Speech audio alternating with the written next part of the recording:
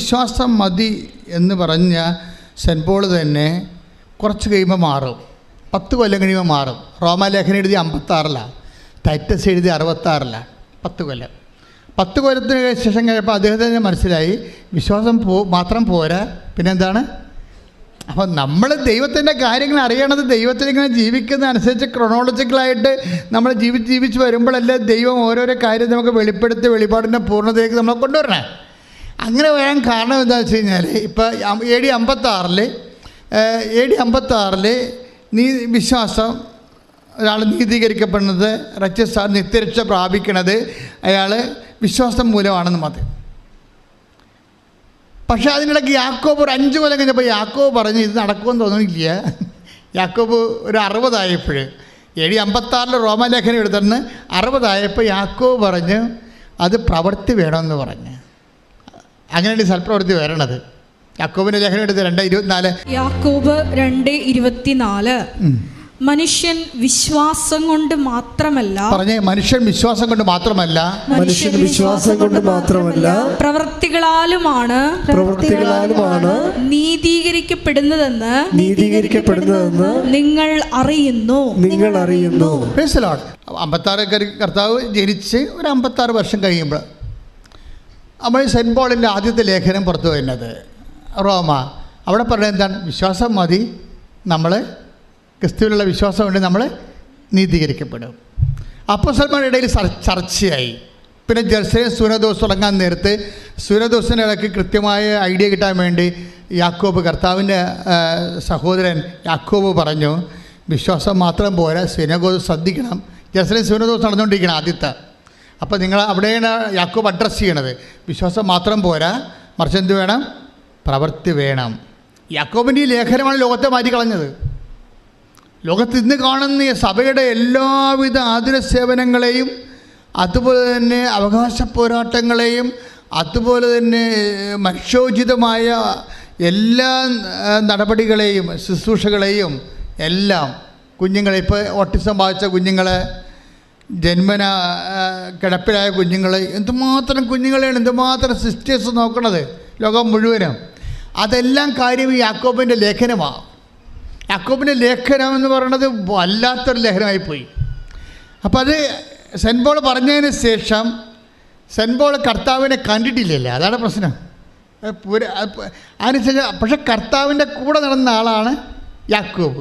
യാക്കോബ് കർത്താവിൻ്റെ mind read ചെയ്തേച്ച് പറഞ്ഞ് പ്രവൃത്തിയില്ലാതെ വിശ്വാസം നീതീകരിക്കപ്പെടത്തില്ല എന്ന് പറയും. ജസ്റ്റിഫൈ ആകത്തില്ല. നിത്യരക്ഷ പ്രാപിക്കണ പ്രവൃത്തി വേണം. അതുകൊണ്ട് യാക്കോബ് 5 കൊല്ലം സെൻറ്റ് പോളിൻ്റെ ലേഖനം കഴിഞ്ഞ് 5 കൊല്ലം കഴിഞ്ഞപ്പോൾ 60 പറയും. അതൊന്നിട്ട് വായിച്ച് യാക്കോബ് 2:24. ശ്രുതികണ്ട ഹല്ലേലൂയ. വിശ്വാസം കൊണ്ട് മാത്രമല്ല, പറഞ്ഞേ, വിശ്വാസം കൊണ്ട് മാത്രമല്ല പ്രവൃത്തികളാലുമാണ് നീതീകരിക്കപ്പെടുന്നതെന്ന് നിങ്ങൾ അറിയുന്നു. അപ്പോൾ ജെറുസലേം സൂനദോസിൽ തീരുമാനം നിലപാട് കൃത്യമായി. അപ്പോൾ യാക്കോബ് പൗലോസ് അപ്പോസ്തലനും മനസ്സിലായി സഭയുടെ കറക്റ്റ് നിലപാട്. അപ്പോൾ പൗലോസ് അപ്പോസ്തലനും മനസ്സിലായി പ്രവൃത്തിയാണ് മൂലമാണ് വിശ്വാസം നീതീകരിക്കപ്പെടുന്നത്. അപ്പോൾ പിന്നീട് 5 കൊല്ലം കഴിഞ്ഞപ്പോഴാണ് ടൈറ്റസൻ ലേഖനം എഴുതുന്നത്. 5 കൊല്ലം കഴിയുമ്പോൾ ടൈറ്റസൻ ലേഖനം എഴുതുമ്പോൾ, തീത്തോസിൻ്റെ ലേഖനം എഴുതുമ്പോൾ സെൻറ്റ് പോൾ പറയും, എന്താ പറഞ്ഞിരിക്കുന്നത്? 3:8 ശ്രുതികട ഹല്ലേലൂയ.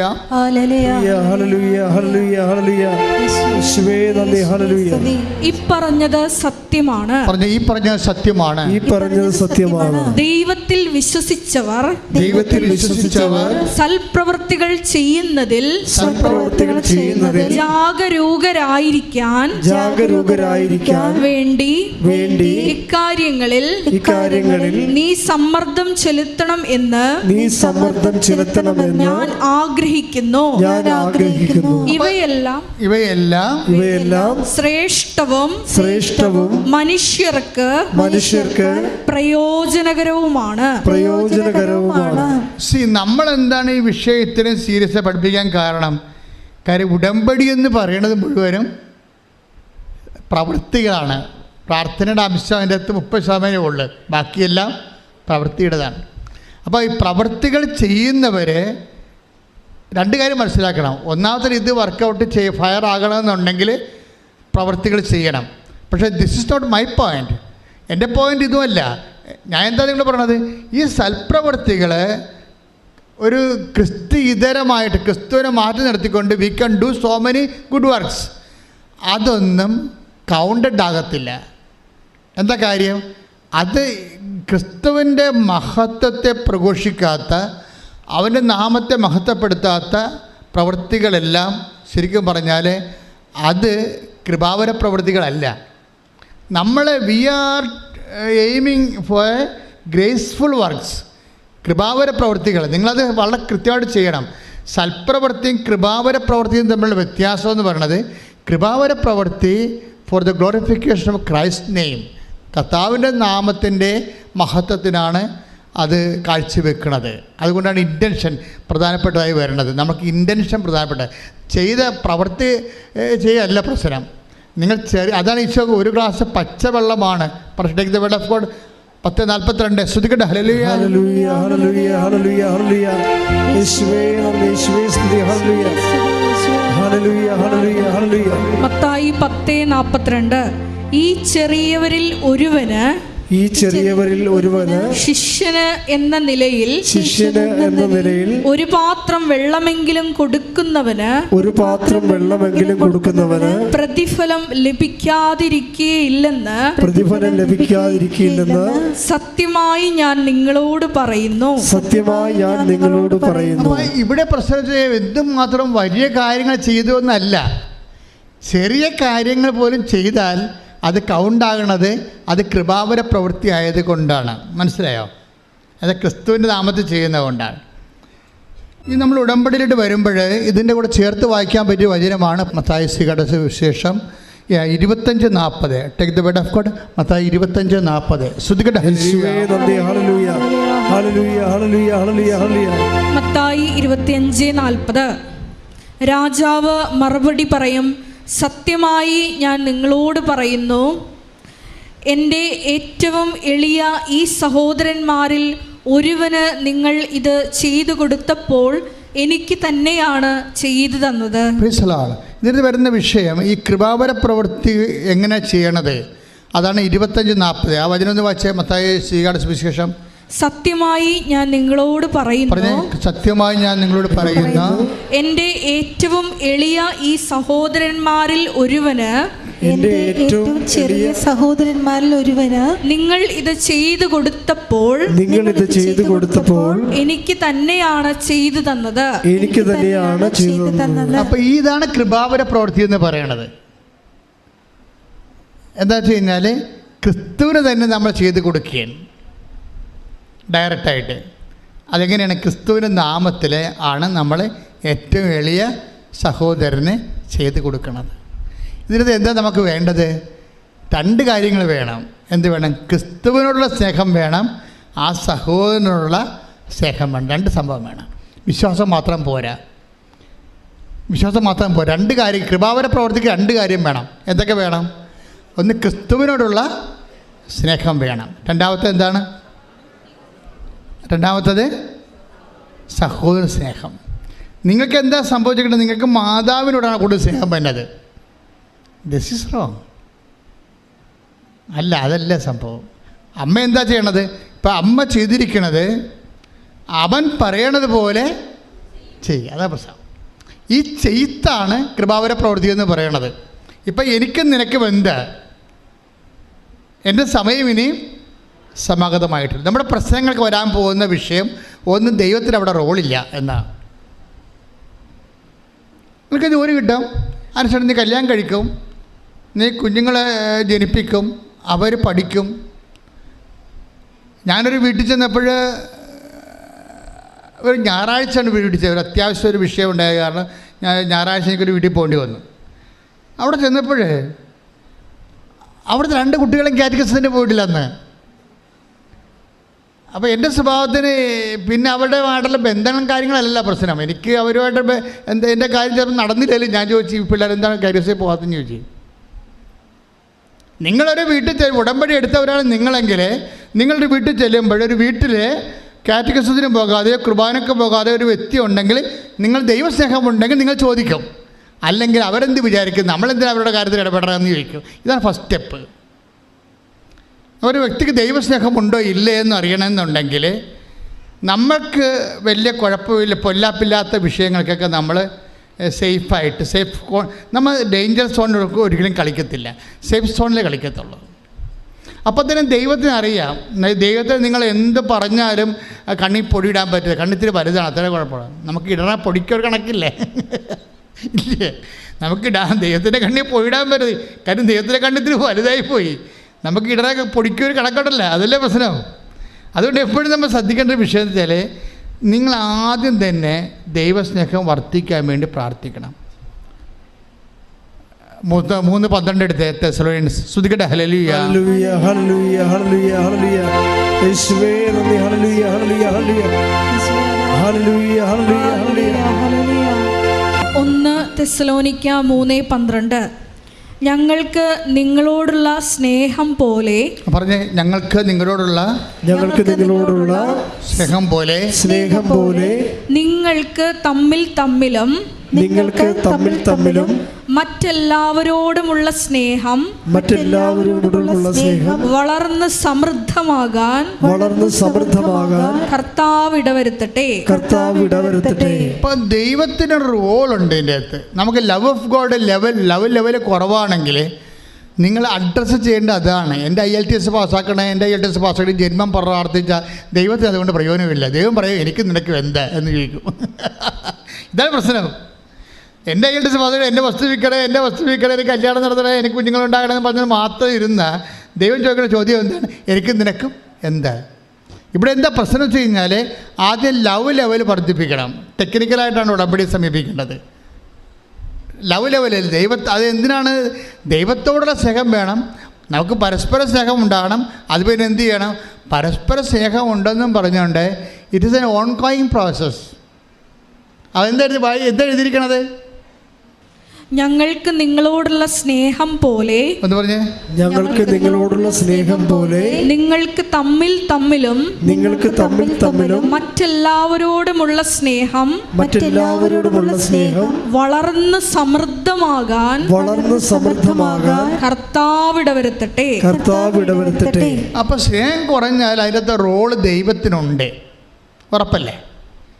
അപ്പം നിങ്ങൾ പ്രാർത്ഥിക്കുമ്പോൾ നിങ്ങളുടെ ലെവൽ വർദ്ധിക്കാൻ വേണ്ടി അതിനെ ടാർഗറ്റ് ചെയ്യണം. നിങ്ങൾ ടാർഗറ്റ് ചെയ്യണത് പക്ക മെറ്റീരിയൽ വിഷയമാണ്. ദൈവത്തിന് അതിൻ്റെ അകത്ത് റോളൊന്നുമില്ല. എനിക്ക് നിനക്കും എന്ത് എന്ന് ചോദിക്കുന്നതിൻ്റെ കാരണം അതാണ്. അപ്പോൾ എനിക്ക് നിനക്ക് എന്ത് എന്ന് ചോദിക്കുമ്പോൾ തന്നെ ഒരു മെറ്റീരിയൽ ബെനിഫിറ്റ്സ് നമുക്ക് ലഭിക്കുന്നതിനോടുള്ള കർത്താവിൻ്റെ നിലപാട് it is very evident, it is clear. അറിഞ്ഞ് കളിക്കണം കേട്ടോ. ഈ കളി ഉടമ്പടി ഒരു കളിയാണ്. അവിടെ നമ്മൾ ഇൻവെസ്റ്റ് ചെയ്യുമ്പോൾ സൂക്ഷിച്ച് കൈകാര്യം ചെയ്യണം. കാര്യം ഒരു മെറ്റീരിയൽ ബെനിഫിറ്റ്സ് മാത്രമാണ് ഉദ്ദേശിക്കണമെന്നുണ്ടെങ്കിൽ കർത്താവിൻ്റെ നിലപാട് എന്താണ്? Between us what is it? എനിക്കും നിനക്കും എന്താ? പിന്നെ എന്താണ്? എൻ്റെ സമയം ഇനി സമഗതമായിട്ടില്ലല്ലോ. ഈ ഒരു പ്രശ്നത്തെയാണ് മറിയം ഓവർടേക്ക് ചെയ്യണത്. ഈ നമ്മൾ മറിയത്തെ വിളിക്കുന്ന ഒരു പേരുണ്ട്. എന്താണ്? ബോധജ്ഞാനത്തിൻ്റെ അതെന്താ കാര്യം? ഇവർ പരിശുദ്ധാത്മ ഫുൾ ഓഫ് ഗ്രേസ് അല്ലേ, ഇവർ കൃപ നിറഞ്ഞവളല്ലേ. അതുകൊണ്ട് കൃപ നിറഞ്ഞു കഴിഞ്ഞാൽ അതിൻ്റെ ജ്ഞാനം അറിയാൻ പറ്റും. ഇതിലെങ്ങനെയാണ് ഇങ്ങനെ ഒരു വിഷയമുണ്ട്, അതിനെ എങ്ങനെയാണ് കൗൺട്രാക്ട് ചെയ്യണമെന്ന് അറിയാൻ പറ്റും. അതാണ് നമ്മൾ ജ്ഞാനപരം എന്ന് പറയണത്. അപ്പോൾ അവർ മാലാഖ തന്നെ അവരെ കാണുമ്പോൾ സമയത്ത് പറഞ്ഞത് എന്താണ്? Hail Mary full of grace, കൃപ നിറഞ്ഞവൾ. കൃപ നിറഞ്ഞാൽ തന്നെ അതിൻ്റെ അർത്ഥം ജ്ഞാനപരം അതിൻ്റെ സമൃദ്ധി നിൽക്കുകയാണ്. അപ്പം അതുകൊണ്ട് ഒരു ഇഷ്യൂ ഉണ്ടായപ്പോൾ എൻ്റെ പ്രോബ്ലം വേറൊരു പ്രശ്നമുണ്ട്. ഞങ്ങളുമൊക്കെ നിങ്ങളോട് ജ്ഞാനപരത്തിലാണ് ഉപദേശം തരണത്. പക്ഷേ എന്താ പ്രശ്നം എന്ന് വെച്ച് കഴിഞ്ഞാൽ ഇപ്പം ഞാൻ ചിലരോട് പറയും പ്രശ്നമായ വഴക്കായ സാരമില്ല, നീ തരത്തെ ഇറങ്ങിപ്പോകുന്ന ആളല്ലേ, നീ മര്യാദയ്ക്ക് കളിച്ചെല്ലാം പറയും. ഞാൻ എത്ര പറയത്തുള്ളൂ. പിന്നെ ചാപ്റ്റർ ക്ലോസ് ചെയ്ത് കളയും. കാരണം അൾത്താറയിൽ 2 മിനിറ്റല്ലേ കിടത്തുള്ളൂ. അപ്പോൾ ഇവിടെ തന്നത്തെ ഇറങ്ങിപ്പോകാമെന്ന് എനിക്കറിയത്തില്ല. കർത്താവിനോട് പറയും ഇവിടെ തന്നത്തെ ഇറങ്ങിപ്പോകുന്നതാണ് വഴക്കുണ്ടാക്കിയത്. അപ്പോൾ അത് ഞാൻ പറയും നീ തന്നത്തെ ഇറങ്ങിപ്പോയ ആളല്ലേ, നീ തന്നെ പോയിക്കൊള്ളാൻ പറയും, നീ തന്നെ റെസെറ്റ് ചെയ്യാൻ പറയും. പക്ഷേ ഇവിടെ ജന്മം കൊണ്ട് പോകത്തേ. കാര്യം ഇവർക്ക് ചമ്മലല്ലേ. അപ്പോൾ കാര്യം അമ്മായിയമ്മയും നാത്തനും മാത്രം കൂടി കാത്തിരിക്കണല്ല. ഇന്നലെ ചേർത്തല കോടതി അടിയുണ്ടായില്ലേ നത്തു ഭരതപ്പര്. കാര്യം ഇവിടെ തന്നത്തെ ഇറങ്ങിപ്പോയതാണ്. അപ്പം നമ്മളവിടെ എളിമപ്പെടണം. എളിമപ്പെട്ടിട്ട് സോറി പറയാൻ ബാധ്യസ്ഥമാണ്. പക്ഷേ ഈ അഹങ്കാരം ഹുങ്ക് പിടിച്ച സാധനം ഈ ജന്മത്തെ സോറി പറയത്തില്ല. കാരണം മർക്കടം മുട്ടിയാണ്. കുരങ്ങിൻ്റെ പരിപാടി അതല്ല. അകത്ത് ശർക്കര പോയി കഴിഞ്ഞാൽ ആൾക്കാർ നമ്മളെ തല്ലിക്കൊല്ലാൻ വേണ്ടി വരുമ്പോഴും ആ ശർക്കര ഒന്നും വിടത്തില്ല ഒരിക്കലും. അതാണ് മർക്കടം മുട്ടി എന്ന് പറയുന്നത്. പണ്ട് കുരങ്ങനെ പിടിക്കുന്ന പരിപാടി അങ്ങനെ ഇരുന്നില്ല. തൊണ്ണെന്ന് പറഞ്ഞതിൻ്റെ കരിക്ക് തുളച്ച് അതിൻ്റെ അകത്ത് ശർക്കര കൊണ്ടിട്ട് വെക്കും. അപ്പോൾ കുരങ്ങ് വന്ന് വെച്ച് ഇതിൻ്റെ അകത്ത് കൈയിടും. കൈയിട്ട് കഴിയുമ്പോൾ ശർക്കരക്കരി പിടിക്കും. അപ്പോഴേ പിടിക്കുന്ന സമയത്ത് ആൾക്കാർ കുരങ്ങനെ പിടിക്കാൻ വേണ്ടി കുരങ്ങ് രസായത്തിന് മടിയും കൊണ്ട് വരും. അപ്പോൾ പക്ഷേ കുരങ്ങ് വിട്ട് കൊടുക്കത്തില്ല. ആ ശർക്കരയിൽ നിന്ന് വിടത്തില്ല അവൻ. മര്യാദക്കാവും ബുദ്ധിപൂർവ്വം ഒരു വിവേകം ഉണ്ടെങ്കിൽ ആ കൈ വിട്ടാൽ ഊരിക്കൊണ്ട് പോകാൻ പറ്റും. പക്ഷേ പാവപ്പെട്ട വിടത്തില്ല. ഇങ്ങനെ മർക്കട മുട്ടിയോടുകൂടി തമ്മിൽ തല്ലി തലകീറി മക്കളെ വഴിയാധാരമാക്കി മരിച്ചുപോയ മനുഷ്യർ എന്തുമാത്രമാണ്. അതുകൊണ്ടാണ് അനുതാപം അവിടെ വരണത്. ഇത് ഒറ്റ നിനക്ക് ബോധത്തില്ലേ? അനുതാപം വരണം അവിടെയാണ്. ഈ വിഷയത്തിൽ നിനക്ക് അനുതാപം ഉണ്ടാകണമെന്ന് ദൈവം ആഗ്രഹിക്കുന്നുണ്ട്. അനുതാപം എന്ന് പറഞ്ഞാൽ എന്താണ്? നിൻ്റെ ജീവിത വിഷയത്തിൽ നിന്നേക്കാൾ വലുതായിട്ട് ക്രിസ്തുവിനെ കാണുന്നതാണ് അനുതാപം. ശ്രുതിക്കട്ടെ ഹല്ലേലൂയ.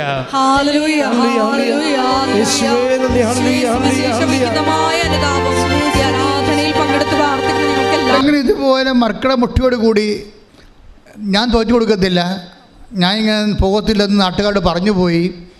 ചില ആൾക്കാർ പറയും, ചില ആൾക്കാർ എന്താ പറയണത്, അയ്യോ ഞാൻ നിരീശ്വരവാദിയായിട്ട് എല്ലാവരോടും പറഞ്ഞു പോയി. ഒരു സ്റ്റൈലിന് പറഞ്ഞതാണ്. ഇപ്പം മർക്കട മുട്ടിയായിപ്പോയി. അകത്ത് ഇപ്പം ദൈവമുണ്ടെന്ന് ഉള്ളിലിരുന്ന് പറഞ്ഞെങ്കിലും പുറത്ത് പറയാൻ നാണക്കേടാണ്. ഓരോ കുരങ്ങന്മാർ പോയി അകപ്പെടണ കണ്ടില്ലേ? എന്ന് കഴിഞ്ഞാൽ അവർ ആദ്യമേ സ്റ്റൈലിന് സ്റ്റാൻഡേർഡിനും വേണ്ടി നാട്ടുകാരുടെ മുമ്പിൽ കൂട്ടുകാരുടെ മുമ്പിൽ പേരെടുക്കാൻ വേണ്ടി നിരീശ്വരവാദിയായിട്ട് സ്വയം ആ കുപ്പായം എടുത്തിട്ട് ഇനി ജന്മം വരെ നീ അതിൻ്റെ തടവറയിലാണ്, നീ രക്ഷപ്പെടത്തില്ല. എന്താ കാര്യം? നിന്നെ രക്ഷപ്പെടുത്തേണ്ട കാലത്ത് ഇവനെ നിരീശ്വരവാദിയാക്കിയിട്ട് അവൻ വീട്ടിൽ കെട്ടിയിടുന്ന വിളിച്ചുള്ള കൂട്ടുകാരുണ്ട്. അവൻ്റെ അപ്പനും അമ്മയും പോലും അതിനെക്കുറിച്ച് വിമർശിക്കുകയില്ല. അവൻ്റെ വഴി. ഇപ്പം എൻ്റെ ഒരു സിനിമാ നടൻ മരിച്ചില്ലേ, അയാളെന്താ പറഞ്ഞത്? മക്കളോട് പറഞ്ഞത്, നിങ്ങൾക്ക് ഇഷ്ടമുള്ള ദൈവത്തെ വിശ്വസിക്കാം. അയാളുടെ ദൈവത്തെക്കുറിച്ച് വിശ്വാസത്തിന് അയാൾക്ക് ക്ലിയറൻസ് ഇല്ല. സ്വന്തം ദൈവത്തെക്കുറിച്ച് ക്ലിയറൻസ് ഇല്ല എന്നുണ്ടെങ്കിൽ പിന്നെ എന്ത് ചെയ്യാൻ പറ്റും? ഇതുപോലെ എല്ലാ ദുരന്തങ്ങളും, ഇതൊരു ആധ്യാത്മികമായ ദുരന്തമാണ്. വ്യക്തതയില്ലാതെ ജീവിതത്തിലെ അവസാനം വരെ പോണത്. ഇനി വ്യക്തത ഉണ്ടായതിന് ശേഷവും നിൻ്റെ കാര്യം കണ്ടതിന് ശേഷവും നാട്ടുകാരുടെ കണ്ണിപ്പൊഴിടാൻ വേണ്ടി നീ പഴയ വേഷം കെട്ടും, നീ വിശ്വാസം ഉപേക്ഷിക്കുകയും ചെയ്യും. അതും ദൈവത്തിന് നേരത്തെ അറിയാം. ഉടമ്പടിക്കാലത്തൊരു വേഷം കെട്ടുകയാണിത്. അതിനുശേഷം ക്രിസ്തുവിൻ്റെ ചൈതന്യത്തെയും ജീവിതത്തെയും സാക്ഷ്യത്തെയും നീ ഉപേക്ഷിക്കുമെന്ന് ക്രിസ്തുവിന് നേരത്തെ അറിയാം. നിങ്ങളെ ഈ തീക്കൊള്ളി കൊണ്ട് നമ്മൾ തൊട്ടാൽ പൊള്ളുന്ന കാര്യം വ്യക്തമാണ്. സത്യമായൊരു വിഷയത്തോട് നിങ്ങൾ ഇടപെടുമ്പോൾ നിങ്ങളുടെ മനസ്സിലിരിപ്പ് ദൈവത്തിനറിയാം. അതുകൊണ്ട് നിങ്ങൾ ആദ്യമേ തന്നെ ഒരു ധാരണയിലെത്തണം നല്ലതാണ്. ക്രിസ്തുവേ, ഉടമ്പടിക്കാലം കഴിഞ്ഞാലും അങ്ങയുടെ ചൈതന്യത്തിൽ ഞാൻ ജീവിക്കും. നാട്ടുകാരെ ബോധിപ്പിക്കാനല്ലെങ്കിലും അങ്ങയുടെ ചൈതന്യത്തിൽ ഞാൻ ജീവിക്കും. പല ആൾക്കാരും ഇന്ന് അവിടെ അവിശ്വാസം നിലനിർത്തുന്നത് നാട്ടുകാരെ ബോധിപ്പിക്കാനാണ്. ഇപ്പം എന്നെ പള്ളിയിൽ അടക്കണ്ട എന്നൊക്കെ ഒരു സമയത്ത് സ്റ്റൈൽ ആൻഡ് സ്റ്റാൻഡേർഡായിട്ട് എന്തുമാത്രം മനുഷ്യർ പറയും. അങ്ങനെ പറയുമ്പോൾ അവർ ഉദ്ദേശിക്കണ എന്താ? ഒന്നെങ്കിൽ അവർ സാഹിത്യകാരന്മാരായിരിക്കും, അല്ലെങ്കിൽ അവർ രാഷ്ട്രീയക്കാരായിരിക്കും, അല്ലെങ്കിൽ അവർ സിനിമ നടന്മാരായിരിക്കും. എന്നാൽ ബഹുജനങ്ങളുടെ പിന്തുണ വേണമെന്ന് ആഗ്രഹിക്കുന്നവരായിരിക്കും. എനിക്ക് ഈ വിശ്വാസ സമൂഹത്തിൻ്റെ പിന്തുണ മാത്രം പോരാ, എനിക്ക് ബഹുജനങ്ങളുടെ മുഴുവൻ പിന്തുണ വേണമെന്ന് ഉദ്ദേശിക്കുന്നവർ എന്തു ചെയ്യും? ആദ്യത്തെ അവർക്ക് തള്ളി പറയാൻ പറ്റുന്നത് ദൈവത്തെയാണ്. ദൈവത്തെ തള്ളി പറഞ്ഞുകൊണ്ട് ന്യൂട്രലായിട്ട് നിൽക്കും. സിനിമ നടന്മാരൊക്കെ ന്യൂട്രലായിട്ട് നിൽക്കുന്നവരുണ്ട്. അവിടെ ഉള്ളിൽ വിശ്വാസമുണ്ട്, പക്ഷേ തള്ളി പറഞ്ഞാൽ പടം കിട്ടത്തില്ല. അതുകൊണ്ട് അവരവിടെ നിൽക്കും. പാട്ടുകാരങ്ങനെ ഉണ്ട്, അതുപോലെ തന്നെ രാഷ്ട്രീയക്കാരങ്ങനെ ഉണ്ട്, ന്യൂട്രലായിട്ട് നിൽക്കും അവർ. ക്രിസ്തുവിന് ഏറ്റുപറയുന്ന ഒരു മനുഷ്യൻ്റെ ദുരന്തത്തിൽ, ആധ്യാത്മിക ദുരന്തത്തിൻ്റെ ഏറ്റവും വലുത് ക്രിസ്തുവിനെ അവന് പ്രഘോഷിക്കാൻ പറ്റാത്തൊരവസ്ഥ അവൻ തന്നെ സൃഷ്ടിക്കുന്നതാണ്. ശ്രുതിക്കട്ടെ ഹല്ലേലൂയ.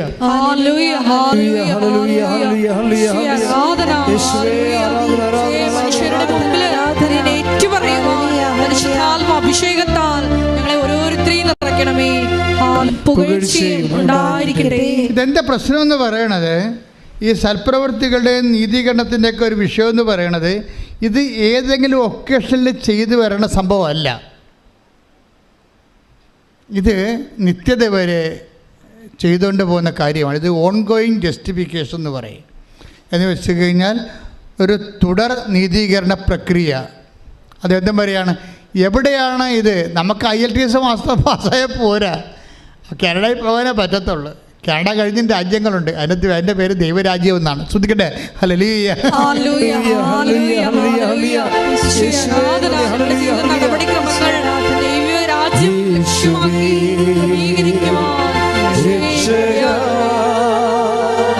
കർത്താവേ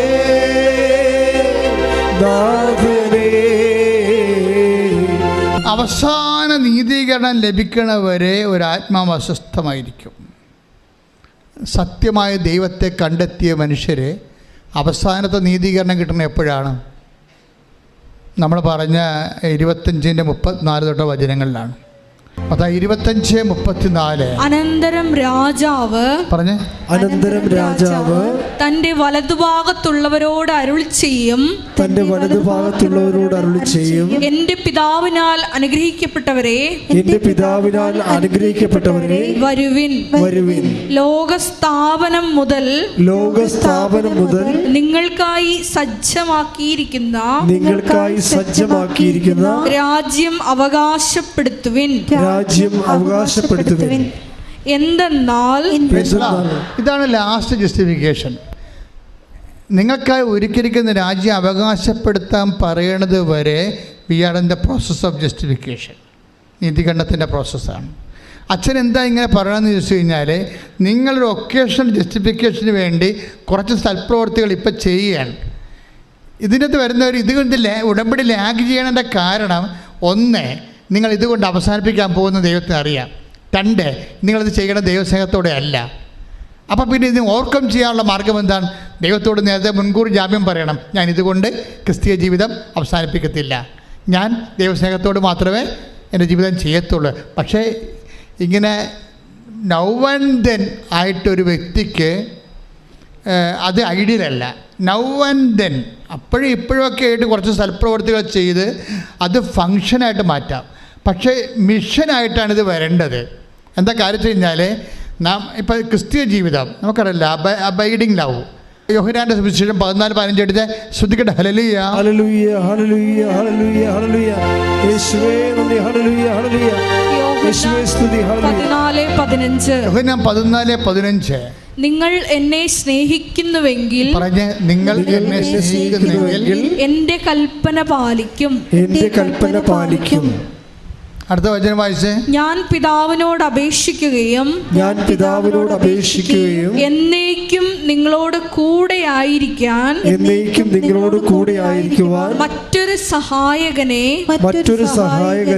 അവിടുന്ന് നിങ്ങൾക്ക് തരികയും ചെയ്യും. അപ്പോൾ ഒന്ന്, ഈ കാര്യങ്ങളെല്ലാം 14:15 അനുസരിച്ചാണ് ചെയ്യേണ്ടത്. എന്താണ്? ദൈവസ്നേഹത്തോടെയാണ് ചെയ്യേണ്ടത്. അങ്ങനെ ദൈവസ്നേഹത്തോട് ചെയ്തു കഴിഞ്ഞാൽ ക്രിസ്തു നമ്മളിൽ വസിക്കുന്നത് അവൻ്റെ ആത്മാവോട് കൂടിയായിരിക്കുമെന്നാണ് കർത്താവിൻ്റെ വെളിപ്പെടുത്തൽ, വചനത്തിൻ്റെ വെളിപ്പെടുത്തൽ. പ്രാർത്ഥിക്കുക.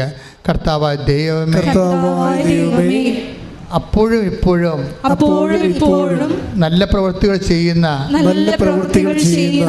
കാര്യം കാണാനുള്ള കാര്യപരിപാടിയേക്കാൾ സത്യസന്ധമായി ജീവിതം സുവിശേഷ സ്നേഹത്താൽ ദൈവസ്നേഹത്തോടെ പുനഃക്രമീകരിച്ചുകൊണ്ട് കൃപയിൽ നിറയുവാൻ വളരുവാൻ എന്നെ അഭിഷേകം ചെയ്യട്ടെ.